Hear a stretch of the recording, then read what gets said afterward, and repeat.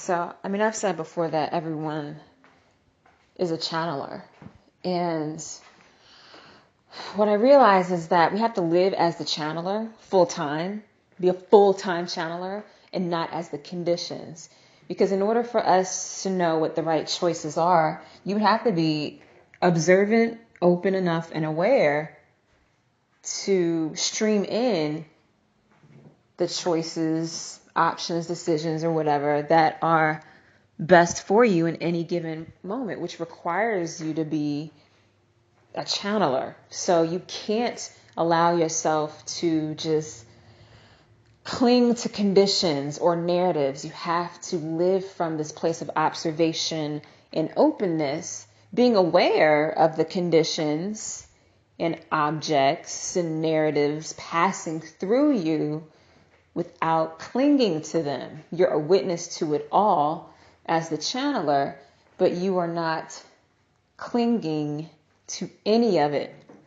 The only time that you would potentially go into some identification is when you enjoy something. You decide to take a perceived physical action on something you love, like, for example, eating or sex or art, being a musician or filmmaking or just anything that you enjoy, counting money, like whatever it is, right?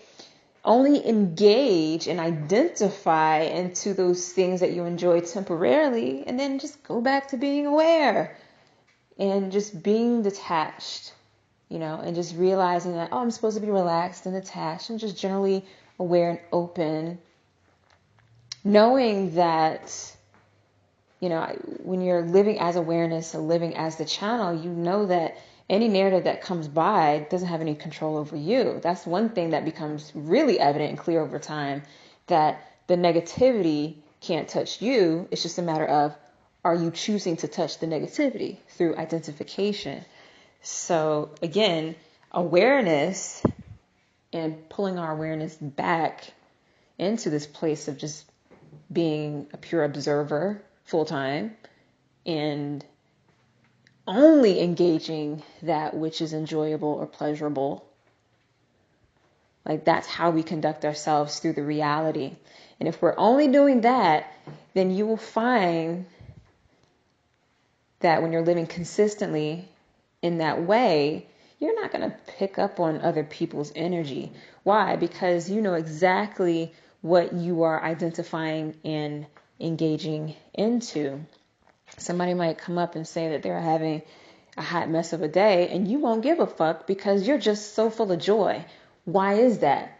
Because throughout your reality, when you are not engaged in things that you enjoy, aka when you're not identified into things that you enjoy, you're spending the rest of the time remaining detached as observant awareness. Like, you couldn't be more clear than that. And you couldn't simplify the way that you can conduct your life internally from that standpoint, and I've said this in a previous post where it's like, to activate Kundalini chakras, energy centers, clairvoyance, any of this other shit, because awareness is the answer to all of life. Awareness will give you all the solutions. Awareness will create the space where your higher mind will drop in and all of this knowledge will come in and all your abundance will surface and this, that, and the other. And it's just being willing to consistently stay the observer and to watch things unfold. And then knowing, and through your inspiration, when that inspiration comes in, that's when I can make a move. That's when I can touch that, engage that, pursue that, play with that, whatever. And it's really like as simple as that. It's not like you have to hustle your reality or you have to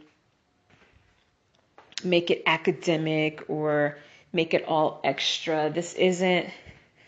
You don't even have to make the math, really. You could just sit there and not do the math at all, and all the equations of life are solved for you in your own awareness.